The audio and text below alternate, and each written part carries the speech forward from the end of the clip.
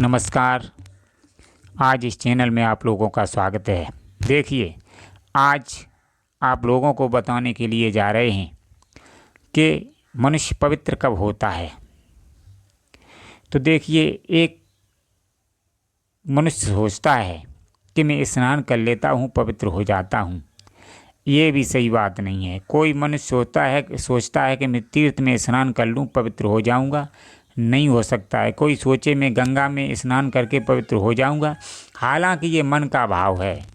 मन का भाव है कि मैं पवित्र हो गया, लेकिन ऐसा नहीं है। हम जब गंगा में स्नान करते हैं तुच्छ समय के लिए हमारे मन में ये भाव आता है कि हम पवित्र हो गए, हमारे सारे पाप धुल गए, जबकि ये यथार्थ सत्य नहीं है, एक भ्रम है। अब किसी भी तीर्थ में आप स्नान कर लीजिए और आप सच्चे रूप से पवित्र हो जाएंगे, ये कदापि सत्य नहीं है। अब सत्य क्या है वो हम आप लोगों को बता दें। देखिए, जब तक मनुष्य संसारी है, संसारी का मतलब है अध्यात्म से नहीं जुड़ता है, अध्यात्म का ज्ञान उसके जीवन में नहीं है और गलत जीवनचर्या है, गलत खान पान है, तो वो मनुष्य चाहे गंगा में स्नान करे, चाहे किसी भी तीर्थ में स्नान करे, कभी भी पवित्र नहीं होगा।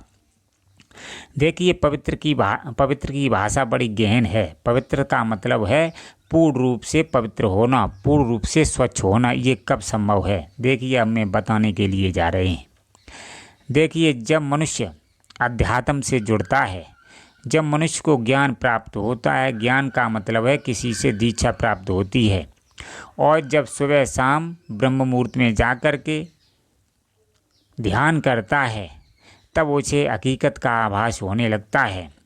धीरे धीरे क्या होता है, जब मनुष्य ध्यान करता हुआ उच्च श्रेणी को प्राप्त होने लगता है, तो क्या होता है कि जो काम, क्रोध, मद, मोह, लोभ और इंद्रियां, विषय विकार, जब मनुष्य का इन पर कंट्रोल होने लगता है, जब काम बस में आने लगता है और विषय विकार बस में आने लगते हैं, तब वो मनुष्य वास्तविक रूप से पवित्रता की श्रेणी में आता है।